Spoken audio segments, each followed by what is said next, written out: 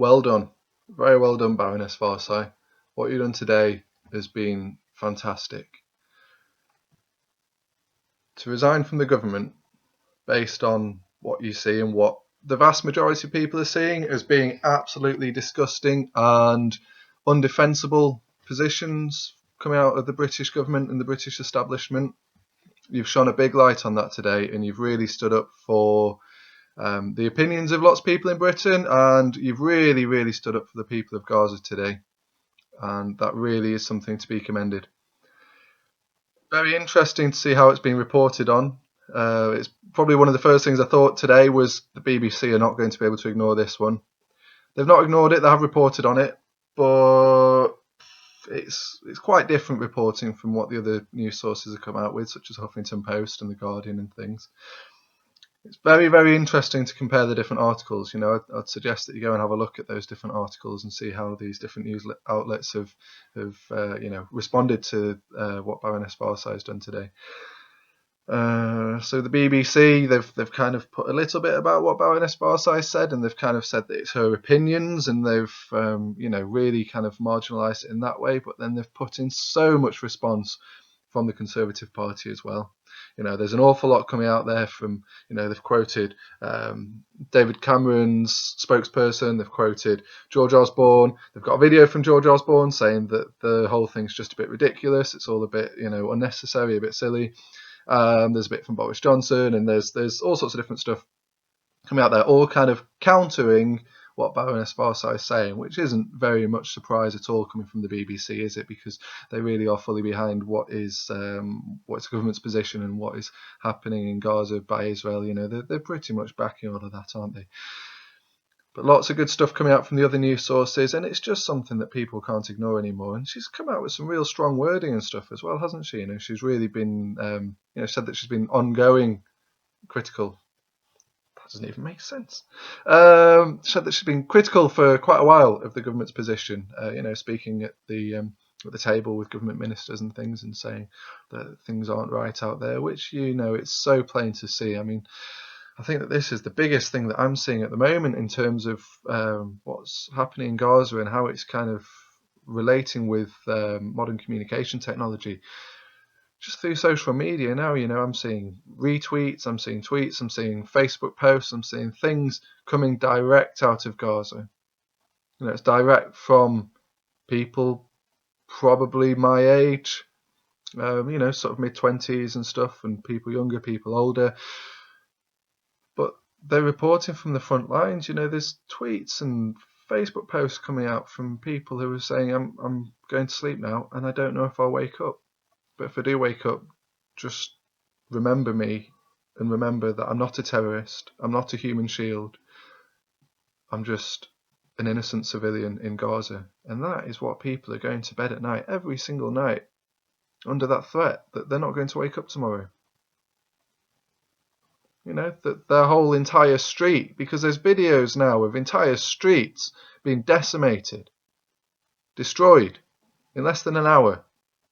Artillery strikes and airstrikes and things like that, just absolutely decimating the place.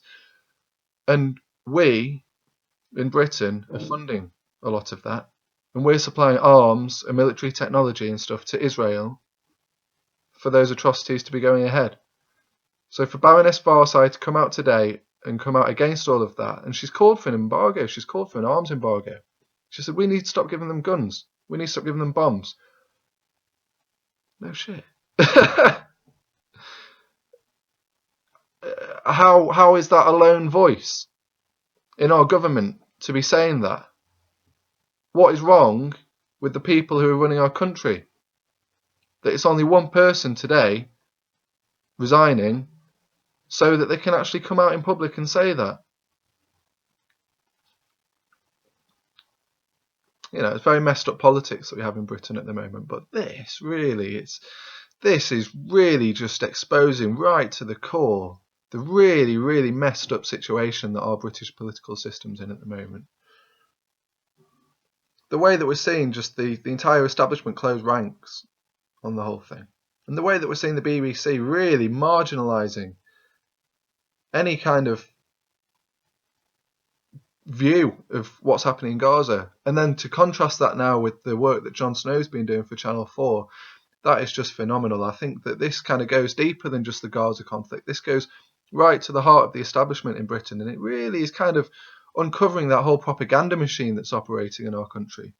It's really kind of bringing light to that and saying, here's the BBC's reporting,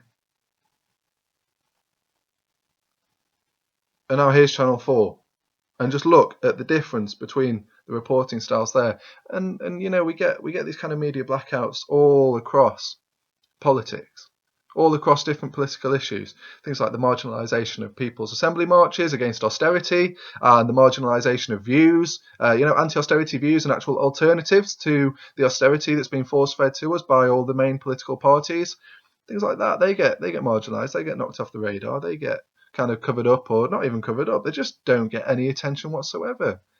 The People's Assembly demo the other month in London, there's estimates about 30, 40, 50,000 people there. They started right outside the BBC headquarters.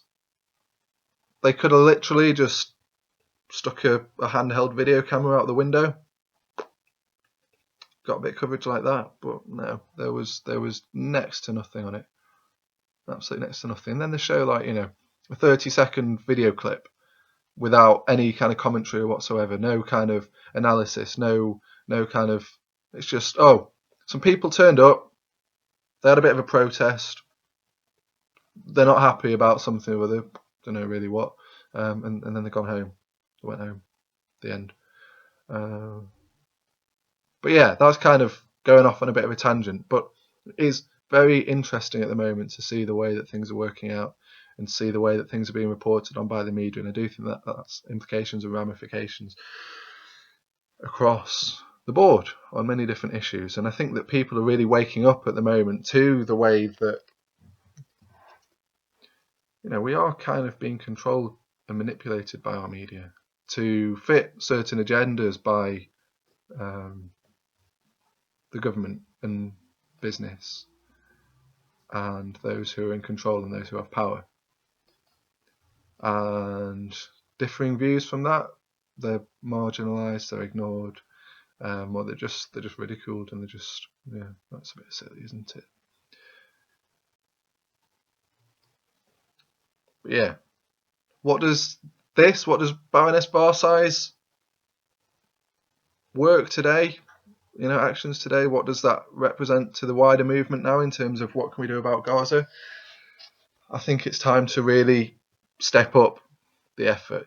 This is a response to the things that have been happening. I think it's a response to a lot of the campaigning work that's been going on, a response to the massive protests that have been happening in London the last few weeks. Every Saturday recently, people have been turning out. We had a few hundred people turn out in Doncaster the other week, and it was brilliant. There were people from all sorts of different communities, really great representation from the Muslim community. The vast majority of people there were from the Muslim community.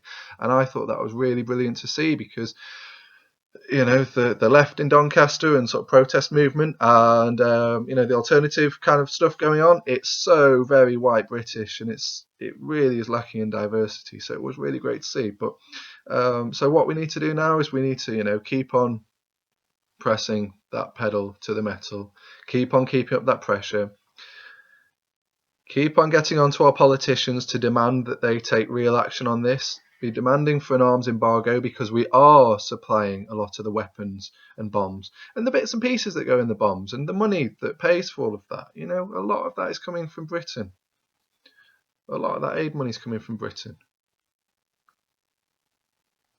And that is not something that, as the British population, we can really be supporting. So, it's down to each of us really to be taking action to oppose that. And I think that today it's a milestone in terms of Baroness Warsi resigning. But we step up now. It's onwards and upwards from here. It's we keep on going, we keep on pushing, and we build this to something where those bastards that are backing all of this, they will have no option.